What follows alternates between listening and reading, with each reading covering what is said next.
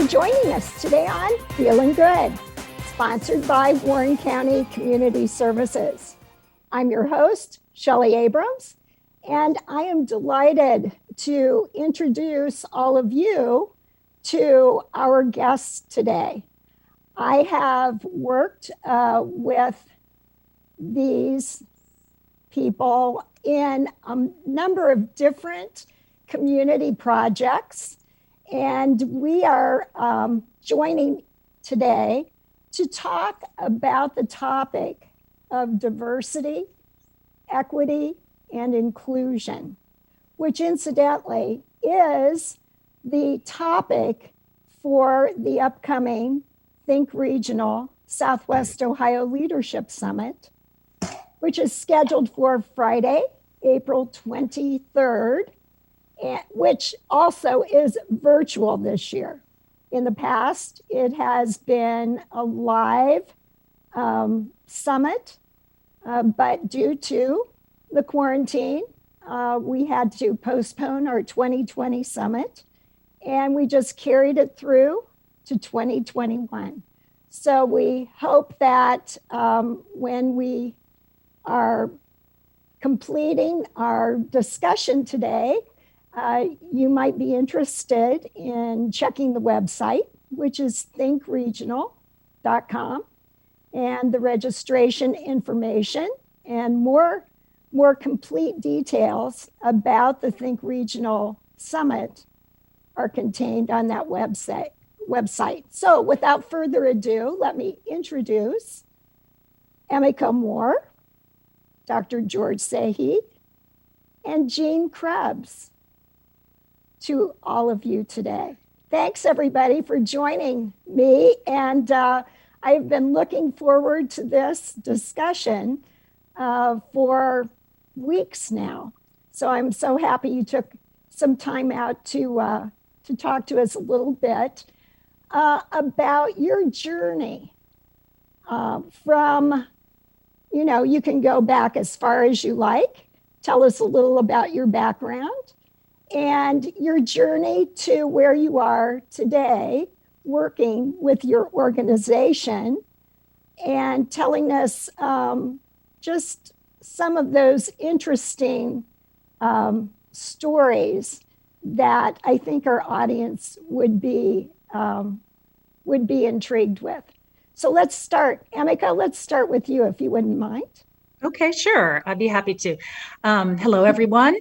I'm working in three different hats, I should say, today. But the first one is a project that my family and I started called the Ishinomaki Playground Project, which started after March 11th, 2011. There was an earthquake and tsunami that devastated a lot of the northern Japan. And one of the hardest hit areas was my mother's hometown of Ishinomaki.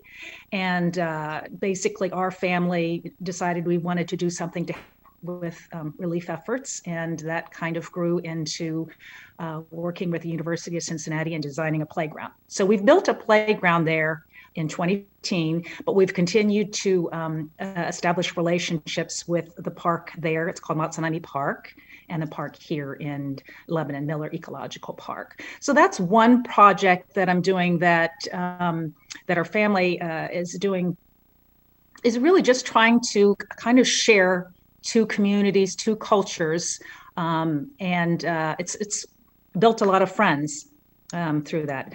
The other two avenues of diversity that I'm working right now are the MLK Coalition, Community Coalition of Lebanon, and the Community Conversations Bridging Stories.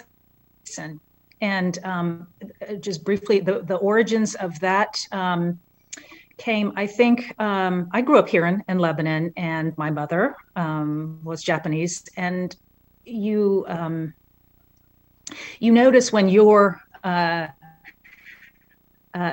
different, and sometimes there might not be as much understanding, acceptance to cultural differences, language differences, other things. And so that's something I felt. But what really started my involvement was some recent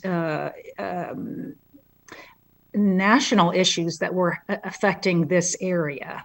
In I think 2018, I think where there were two that really made big news, and one was in a school district in this area where a teacher used the lynching term to an African American student, and there was just a lot of how should I say not understanding of the gravity of what was being said, and that just really I met the family. I felt like this was an eye-opening experience for me. I had moved away for many years, and so this reminded me that this is still a lot of work needs to be done. And then there was another incident that happened with an intramural basketball team that used very inappropriate names that had gone on for a while. So those two things just made me feel that the need for conversations, the need for people to get to know each other, and that's really what I feel is just we need to sit at the same table and get to know each other's stories. So, well, I know that I have known you since you were a student at Lebanon High School. And I was doing some substitute teaching at Lebanon.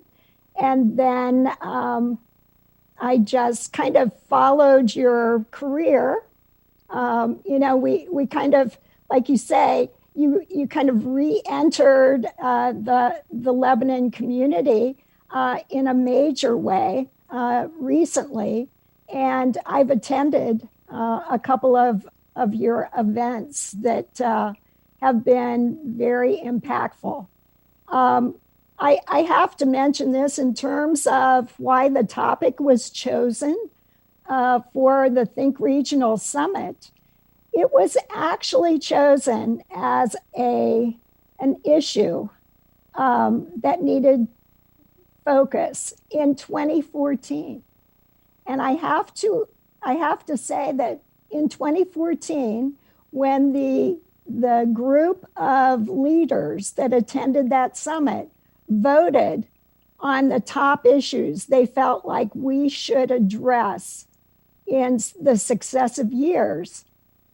When diversity, equity, and inclusion came up as one of the topics, that was an aha moment for me, because I did not realize, although one of our speakers at the summit in 2014 really addressed the diversity issue because she was working for the Cincinnati area Chamber of Commerce as a diversity officer of sorts. And Can I just mention real quick, Shelly, just the sure. Photos that are kind of going by. I just want people to know those posters right there are from the MLK Community Coalition of Lebanon. We have stories of people in Lebanon. There were a couple other pictures that showed the small group discussions that we have at the individual tables. And so when that came up as a topic in 2014, of course it came onto my radar more, and I actually attended one of these events that we're showing pictures of right now. And when we read the stories about different individuals in the Lebanon area, I was like, oh my gosh, I know that person. Oh, I taught with that person. Oh, that was a parent I knew.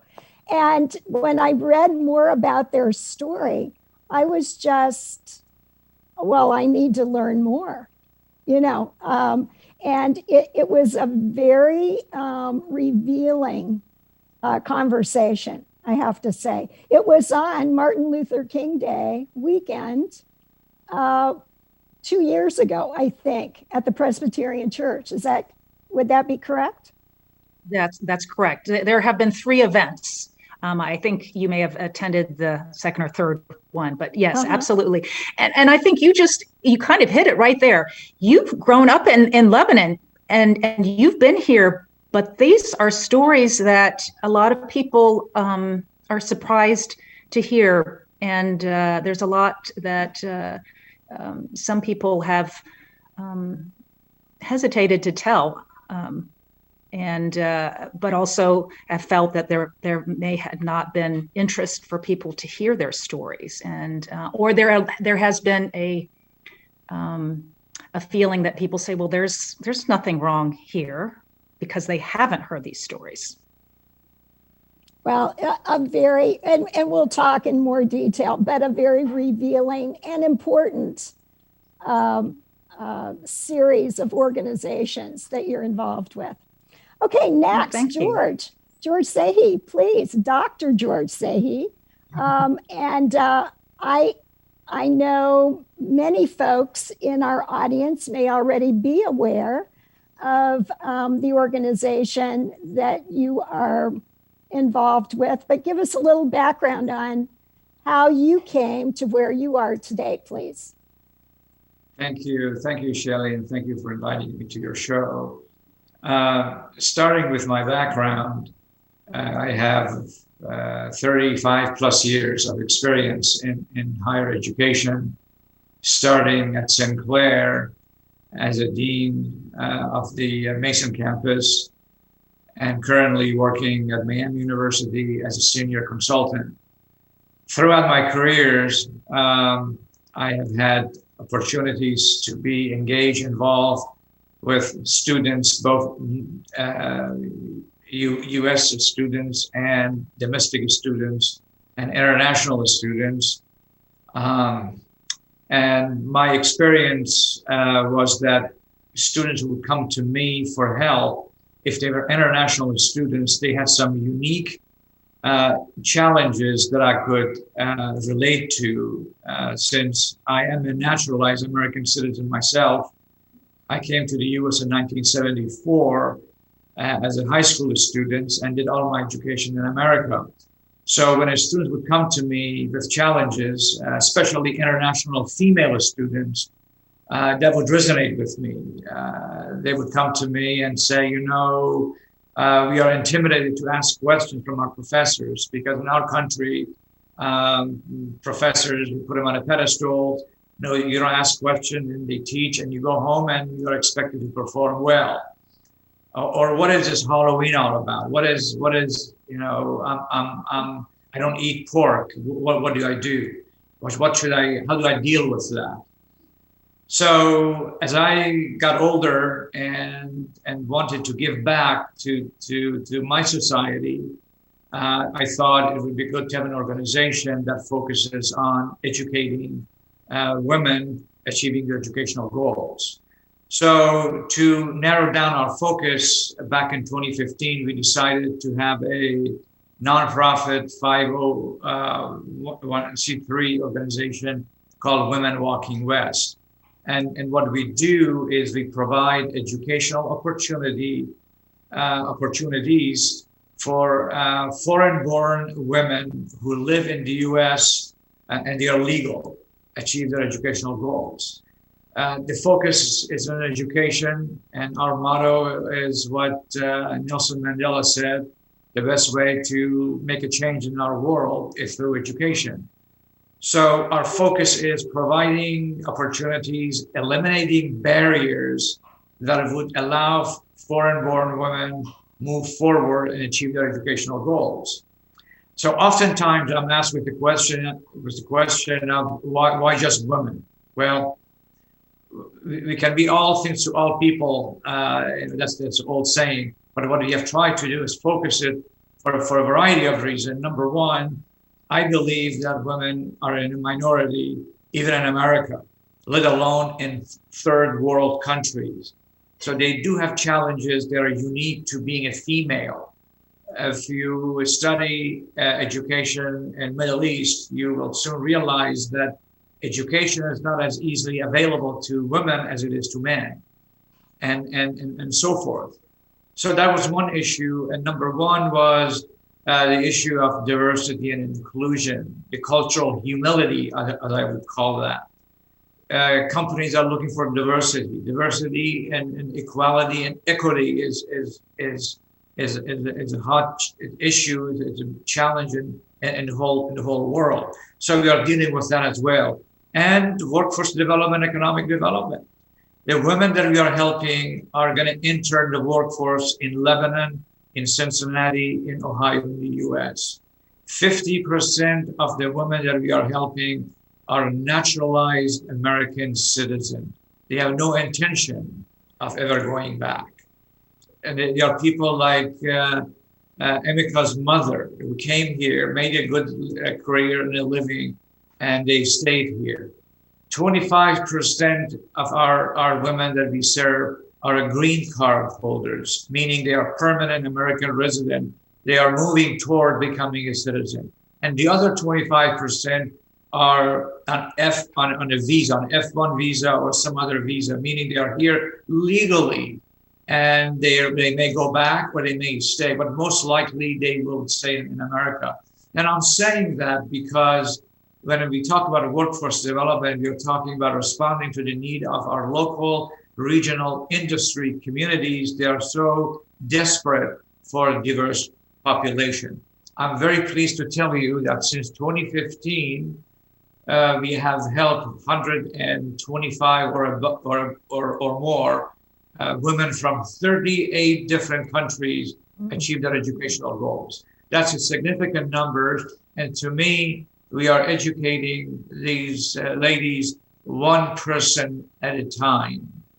And we're proud of our development. And I want to tell you that the community at large has been very supportive, very giving to try to help us achieve our mission. Our mission is simple: for foreign-born women who live in the U.S. achieve their educational goals. That's our mission. That's our focus, and we have plans to expand and grow the numbers to 10,000 people, if not more. I want to share a number with you that's going to hit home. There are 29,000 foreign-born women in the tri-state. 29,000 of them. And the vast majority of them do not have a advanced formal education. They are educated, but they don't have a formal education, and their income is lower than the natives, native being Caucasian and so forth. So we are moving the needles one woman at a time, and we are very thankful to you and to Emika actually interviewed us 5 years back, and we are getting attention, and that's our story in a nutshell. Well, I would say that the community would be amazed at the story that you tell. Just the short anecdotes that you're sharing and facts you're sharing today. I had no idea the numbers that you were helping, and the numbers that are still, to be helped. And typically, I know I helped, and it was through Warren County Community Services, the adult tutoring program. I actually was paired up with a young woman that wanted to improve her ability to read and speak English. And up until the quarantine time, when we couldn't meet in person, I would meet with her on a weekly basis, as did several other tutors with their the folks they were paired up with. And I found it so rewarding that they are so committed, so focused, so appreciative of the help that we can give them, that it's just such a great program. So I'm anxious to get more involved with your organization as well. We love to recruit you. Sure, absolutely. Just want to add one more thing here is when we say we are assisting them to get more education, it's very broad, but let me emphasize on that.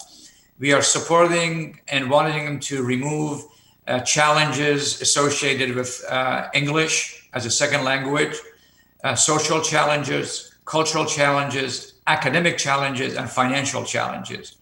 So we do provide scholarships, we do provide cash awards to women, but what differentiates us from, I don't know of any organization similar to Women Walking West, is this. Every, and I mean every incoming woman to our system is assigned to a professional as a mentor. So they get one-on-one mentorship. Great. And research has proved that this is the most effective way to help students in general. Domestics, international, foreign, it doesn't matter. So when someone says, I want to pursue a career in administration or business, we have a professional from the community that says, I will mentor these students throughout the next year or two until they are back on the road and moving and toward achieving their goals. So it's a mentorship that is the heart of what we do, that it is unique. Higher education in America is doing a great job educating students, no doubt. But international students at times become a number. They don't know where to go. They cannot navigate through a big system. They get intimidated. So what we try to do is eliminate those barriers by allowing them to have access to a professional who can say, you know what, Sunday afternoon, let's go to Cincinnati Bengals and we're going to watch a game together. And let me tell you more about American culture. I'm just making that up. Right. So it's a hands-on, one-on-one relationship building. Very good. Excellent. Well, great. Well, and now, Gene Krebs, your organization, the books that you've helped write, the opportunities that you and I have had to work on Think Regional have brought us here today. And I know you have so many stories. It's difficult to focus on any one particular journey, but please tell our audience a little bit about how you've arrived to where you are today. So that would take several hours, and food always helps too. Let me just give you 3 places where I've landed at for right now. Okay. I'm right now, I occupy my time by helping along with a former Democrat member of the House. I'm a former Republican member of the Ohio House. We're working to bring ranked choice voting to Ohio. We're working with a national shop on this. The reason being is that what the data indicates is that you get, it's also called instant runoff voting. You get a less disagreeable campaigns because people are hoping to get candidates the other candidates are hoping to get people's number 2 vote too. But it's also directly led in some studies, especially in Oakland, to more women and minorities being elected. That the current system tends to shut them out. Then the other thing I spend a few hours each week on is trying to help rectify the disaster we've gotten ourselves in via the House Bill 6 and the bribery and corruption charges going on about that, and spend some time, once again, also both of these things are pro bono, helping folks come to terms with that. There's about 50 folks in Ohio who understand our utility law and economic structure, and I joke I'm 49th in that. And then finally, spend several hours a week helping the publisher with, who did the Bridges Out Across Every Divide book. They have about, I'm going to guess and say 20 books on a variety of different topics. And George, one of the things they've been talking about is doing one on the immigrant experience and the difficulties. And much like what you've talked about, it's all relationship based. I was asked to do this by Phil Duvall, one of the co-authors of Bridges Out of Poverty and the author of the Getting Ahead programs, where it applies to our topic today is that the Bridges model is very non-hierarchical. It's very grassroots driven. It's very relationship driven. And if you look, for example, at systemic racism and institutional racism, it's almost universally imposed from the top down.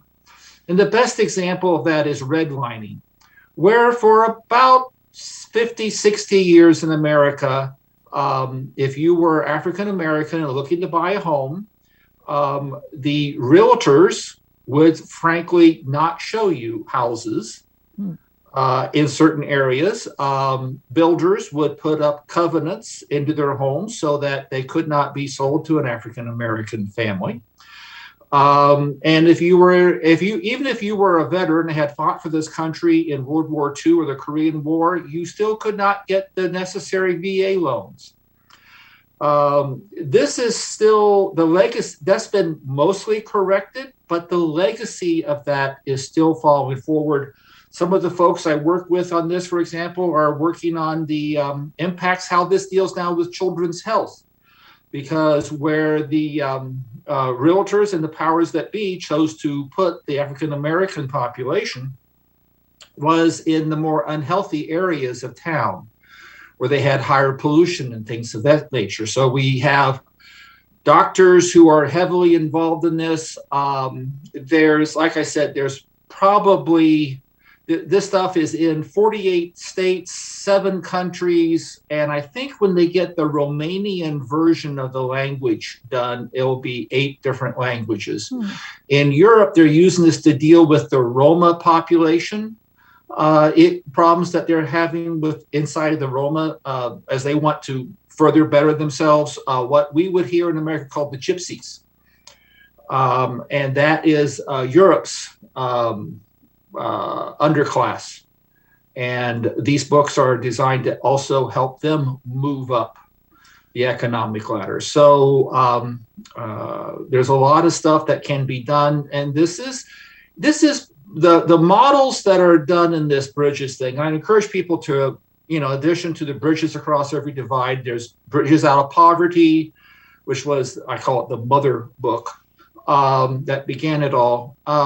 It seems to be kind of like the WD-40 of public policy. You can apply it to a lot of squeaks, and it tends to make everything work a little bit better. And I've been constantly stunned and surprised at how it's been working. I did a TV show, a couple of years ago on this, and the young lady who came in had been sex trafficked and had been a drug mule.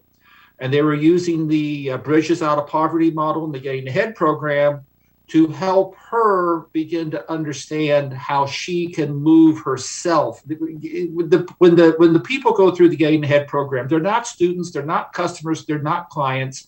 They are investigators.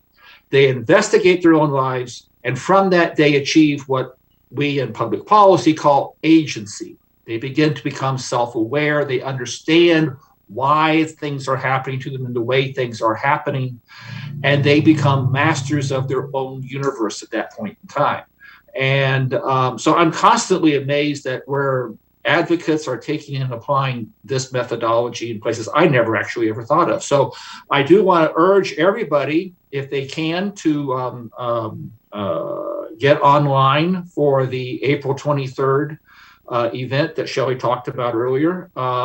I've always really enjoyed them. I've always learned things from them. I expect to learn more at this one, even though it's going to be online. And I won't, I always learn so much also at lunch and during the coffee breaks. And I will tell you that 2 things have occurred since COVID hit. One, as you can tell, I've not been to the barber since March 5th. That's happening on March 25th at 12:15 in the afternoon. And the other thing that happened was I had 2,000 business cards delivered to me on March 5th of last year, and I have handed out 5, which indicates that now we can go, because what do you do at these conferences? You hand out business cards. Right. No. And I'm really looking forward to further events sponsored by this group that I'm very happy that Shelly has been organizing and taking such an incredible lead role in. and providing true leadership in this effort, because this goes to the effort of civic capacity. In America, we govern ourselves, and that's driven by our capacity to drive ourselves. And that just doesn't spring up full in bloom, like the flowers behind Emiko right now. That happens through hard work, and it requires a lot of nurture. And, events like yours help nurture that civic capacity so that we can actually govern ourselves. I have to commend you for that. Oh, well, thank you so much. I remember specifically when I was in the Leadership Warren County class, which I know George and Emiko have both been involved with as well.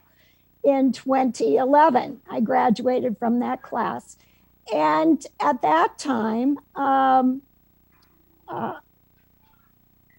the Warren County Area Progress Council sponsors the leadership class. And as part of our later sessions, the idea of a regional session was mentioned.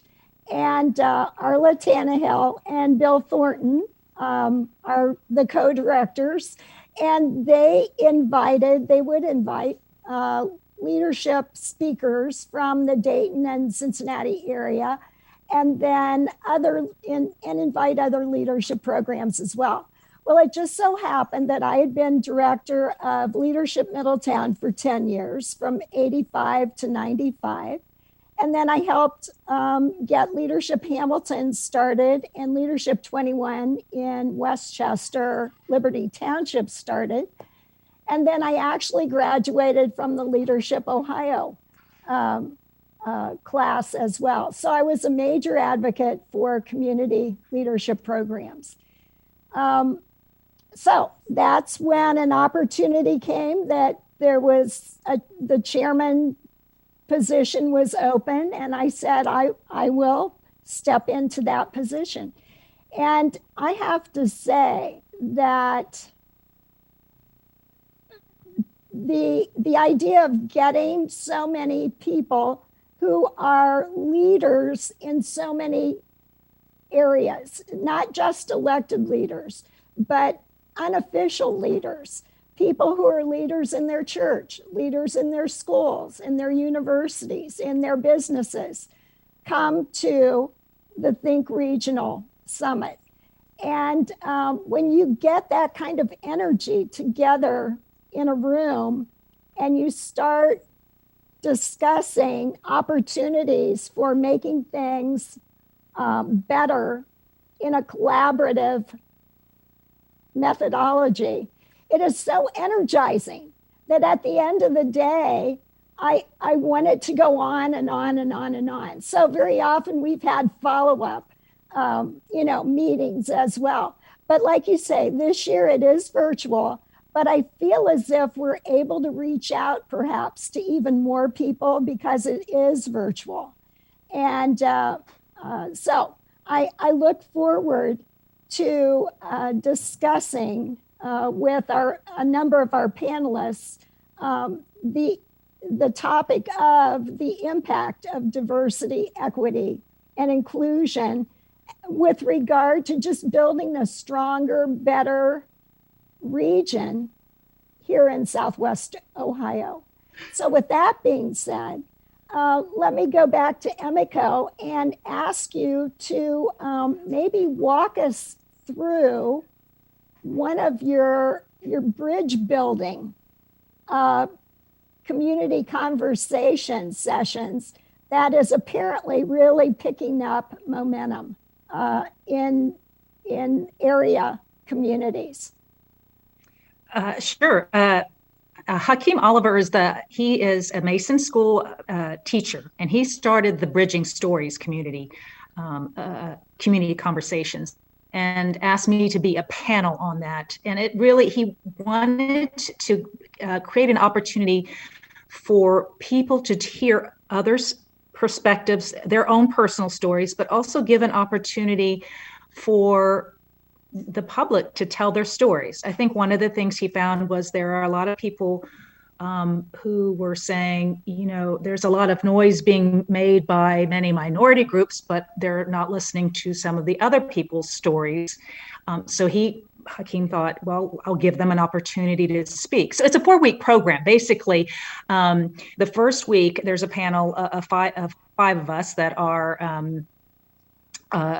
that share our stories. And you can see the pictures there. Hakeem moderates it, but you have one person who is Jewish American and his experience growing up here in this area. You have someone who is he's called the hippie, but he has his own experiences and stories of what his experiences of diversity. Then you have Dave Fulcher, who is a former safety for the Cincinnati Bengals. And he talks, he grew up out in LA, but talks about his experiences there and then coming here as well. And I speak about my experiences as an Asian American growing up in what I call the rural Midwest area.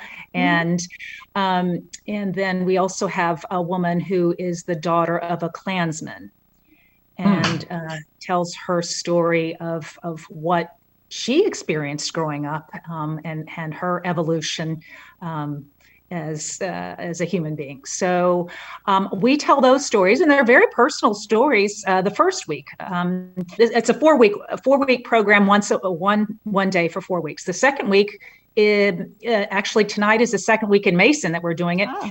Is an opportunity for the community to come and speak and share their stories, and we listen and acknowledge their stories. The third week is more interactive, where we have small group discussions, where we break out into small group discussions. And then the fourth week is a dinner where we, in essence, are able to break bread with each other and talk more freely. It's not any formal thing. So people can really ask more of those questions that they want. And this program and that he started, Mason City has supported this program in Mason. And this is the third time we're doing it in Mason. The city of Milford has asked us to come, and we did at Milford last year. And I think earlier this year, I'm mixing up the days, but they want us to come back as well because we're building community relations. We've also done one in Loveland, and just recently the city of Lebanon has contacted Hakeem, and I think in May, I'm sorry, there should be one coming in Lebanon. So keep once those dates and location have been set, we'll be doing that. But all of this is really just bridge building with the community, and really it's similar to the MLK community conversation that we're having, is that you're really getting to know the people, and most of the time the changes that take place, and again, actually, Hakeem no one's coming in here to change. It's not a political discussion, and no one is trying to change anyone's ideas or positions on anything. It's really just an opportunity for people to hear different perspectives. So that's one of the things. If anyone in our audience is interested in contacting that particular organization, would they contact you or Hakeem, or what would be the contact info? If you there's a Facebook Bridging Stories Community Conversations. They can contact me if they want to just send an email to me, emiko@roadrunner.com. But Hakeem, I should get more of his information, but he is working very closely with the city of Mason. And you could contact the city of Mason, or you could probably Google Bridging Stories. Okay, very good, very good. Well, following up on that description, George, could you give us, an anecdote, an example of maybe a couple of students that have really made, major progress have really found so much value in the Women Walking West organization? Sure. I can give you lots of examples, but let me give you one that comes to my mind right now. I received a call from a female. It was about 3 years ago, and it is unusual for me to get the call. Usually they go online and fill out an application. And this lady told me that she wants to meet with me personally.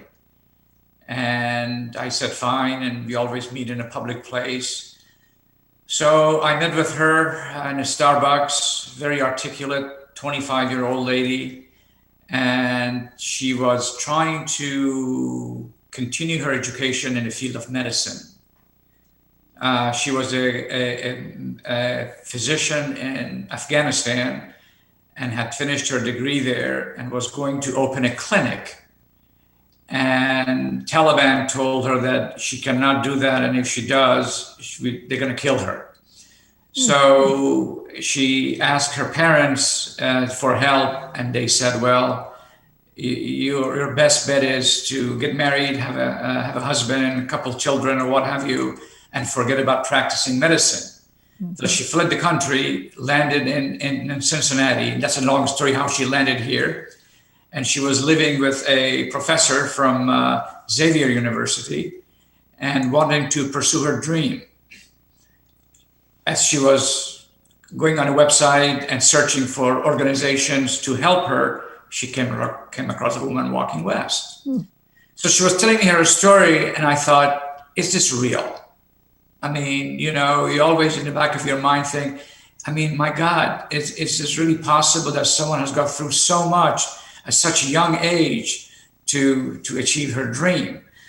So what we did was we assigned her to one of our board members who happened to be a physician, naturalized American citizen and born in India, and practicing physician, member of our board that says, I will mentor her.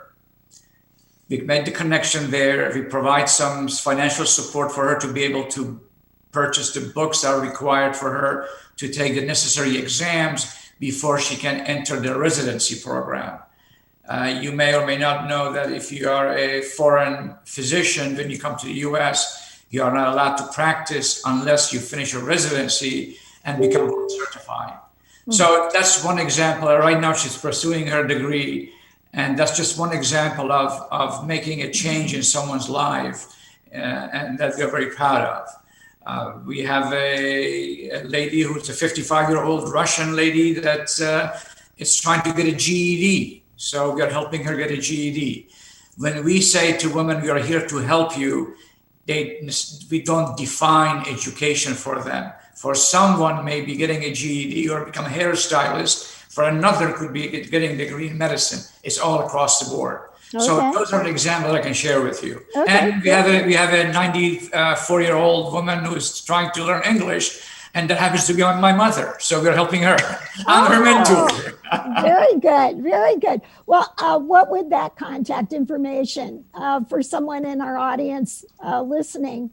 What would they contact you directly or go to a website? What would be the best? The best way to do it is go to women, plural, womenwalkingwest.org. Okay. And application, email addresses, phone numbers, that's the best way to reach us, womenwalkingwest.org. Okay, very good, excellent. Well, Jane, a real life example that you could share with us, maybe just conceptually, and I have to tell you, when I heard Phil Duvall speak in 2017, J.D. Vance was also our keynote speaker at Think Regional.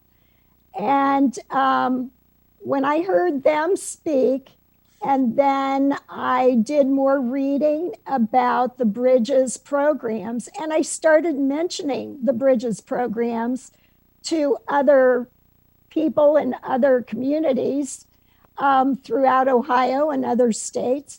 And very often they had already gone through a Bridges session or series, and they were very familiar with the Bridges program. So I was like, oh, well, this isn't just limited. This is really, reaching out far and wide. So can you give us an example? Even how did you find out about the Bridges program? So how I found out about it is that Jennifer Brunner, who is now a Democrat Supreme Court Justice here in Ohio, in the days before COVID, we would get together about 3-4 times a year at a coffee shop in downtown Columbus so that people could see a pedigree Democrat, in her case.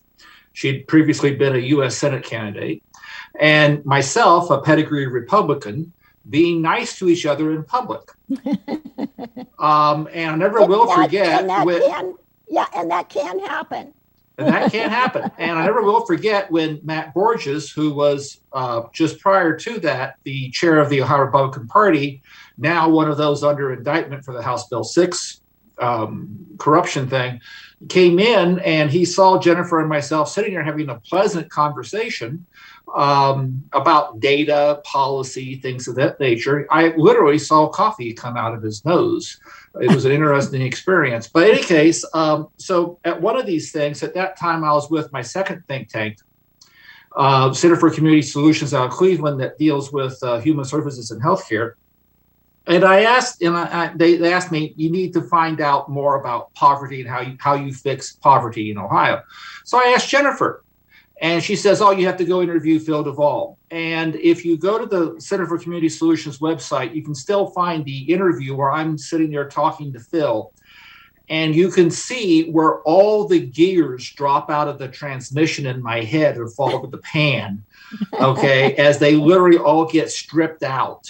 And I'm going, okay, because I've been looking for some time for what I call the unified field theory of public policy, kind of like one ring to rule them all, one ring to bind them. And this is what this methodology did. Once again, I have to emphasize, you meet people where they are. It's very non-hierarchical. And you recognize that what works in one community works in one community. You should be very careful and cautious about top-down hierarchical solutions to the problems these communities have. And this proved out when Phil and I were in Toledo giving a series of seminars, 2-3 years ago.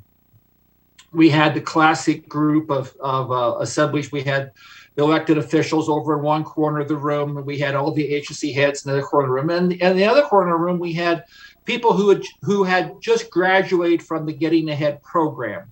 They had investigated their own life. They had realized why they were having difficulty moving up the economic ladder, and they were taking steps to start to correct it. And we had them, so what's the biggest impediments? And they said transportation. The first group said transportation, and the other group said, workforce. But those who had most recently been in poverty pointed to our own state's efforts on, it's called the PIP program, which is a repayment program for utilities. And they went into quite a large amount of detail as to how it actually drives low-income, low-resource people to the payday lenders. Because when you miss a payment, you got to repay everything that has been backlogged all at once. They don't have that money. If they had the money, they could have made the payments all along. So they don't have the money, so they go down and see the payday lender, the check cashing company, whatever it is, the pawn shop, and now their downward spiral begins. Now, I'm sitting here, like I mentioned before, I'm supposedly one of the 50 people in Ohio who can explain our economic and legal construct by which electrons are getting pumped to your home right now. I was professionally embarrassed. What this goes to prove is do not just trust to the middle class and the ruling elite to know what's happening. For example, for your upcoming summit, for those leadership councils in all the communities out there that are going to listen to this, they need to find, if they have a Getting Ahead program in their community, have one Getting Ahead person participate remotely $20 is not much. The Leadership Council can spring for it. Have them sit there and then afterwards discuss with the Leadership Council what it's really, really like. We need to stop having the middle class and the ruling elite think what the low resource need, and then hand it off to them. Like they drop in from helicopters. It's called helicoptering. They drop in from helicopters. They say, "Hi, poor people, do this. Here's the money to do these things with," and they helicopter back to their gated communities. We have to stop that. You have to start actually engaging low resource people themselves in what they need to move up the economic ladder, and stop telling them what to do. Telling people what to do is like pouring water over a rock. It looks wet and very seldom soaks in. Well, and listening. I mean, really actively listening. I know just in the opportunities when I have worked in community relations for a major corporation. And it was part of my job to listen to people who lived in the communities where we were going to build a plant or we were looking to build a plant, that kind of thing. So I wasn't there to sell them on the company. I was there to ask them, please tell me how your community works, or what are the needs in the community, and that kind of thing. And then I would take copious notes in my mind, and then I would go back and I would try to remember to write everything down, because and because that was the most effective. I think it was a welcoming kind of introduction to the company to have someone listen to them and then to actually follow through, to share those concerns, to share the needs of the community, then go back to the corporation and say, okay, this is what's really going on. And this is what we need to take into account when we're making decisions. So I think that goes for corporations, for schools, for healthcare, for across the board. Listen to the people who are the clients, the what did you call them in the investigators? Yes. Listen to the people that know what they need, not try to tell them what they need. Go ahead, Gene. Yeah, there's Bree Lushik, who is now with, I think she's with the Ohio Department of Medicaid, gave us a great line that we have a whole chapter in the book devoted to. It's called Extending Your Ear to Listen. That listening is not a passive exercise. You have to actively extend your ear. And you go, why? Why do you say that? How does that, and just do all these little follow-up questions and try to help drill down for yourself and a little bit for them too in some cases, but why they are saying the things that they do. But you're right, listening is not a passive exercise. Well, and you mentioned about people from different perspectives actually talking with one another. Braver Angels is going to be featured at the Think Regional Summit, and their focus is actually bringing people specifically with different perspectives together in the same room or virtually, and actually listening, it's structured so that you listen to one side, listen to another side, then you listen to how the people think they're going to be heard, or how they're going to be viewed by the other side, and vice versa. And it's very interesting. By the end of the session, again, like Amico said, it's not put together. The program's not put together to change people's minds. it's probably more, I would say, to deepen understanding. And perhaps people will change their minds as a result of that deeper understanding. And so I mentioned Braver Angels once again. Jean, if people are interested in knowing more about the Bridges program, what would be the best contact information? I would say just simply Google AHA exclamation point process. And that will take you to the website. You can find out where there's going to be trainings. The books are good, and I recommend the books, but the trainings are where they, you sit down. It can be a whole day program, depends on what level you're going for. Once again, the thing I have to go back to, this is kind of like the Swiss Army knife of public policy.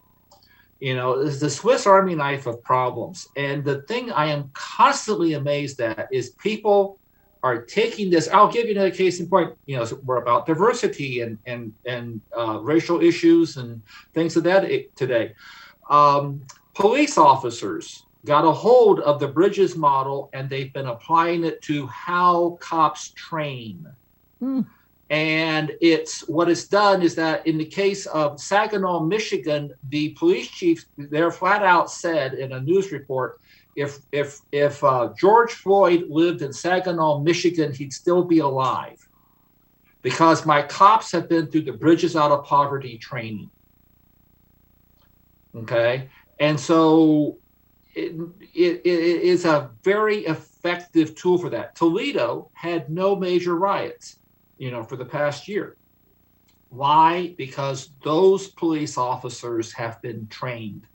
And I've tried explaining this to cities that have had some conflict, that they need to go and look at, but unfortunately you find this phenomenon in too many places where if it's not my idea, it doesn't exist.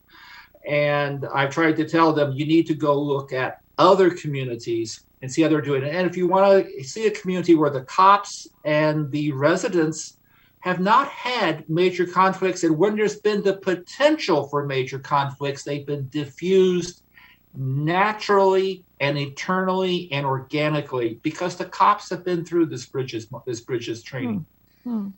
It's called tactical communication. Yes, important information. Well, in closing, I know we could go on, and I would love to just listen to more and more stories. I might mention Doug Bolton will be one of our speakers at the Think Regional Summit, and he is the CEO of Cincinnati Cares.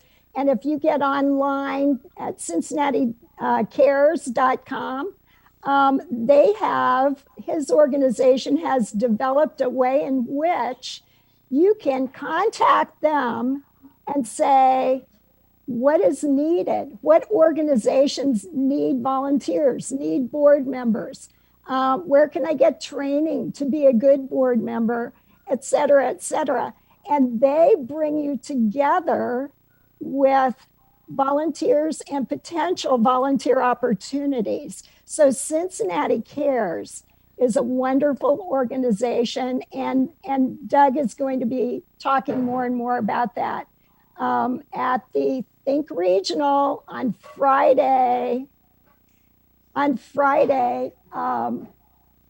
23rd, from 8:30 till 12:30, virtually.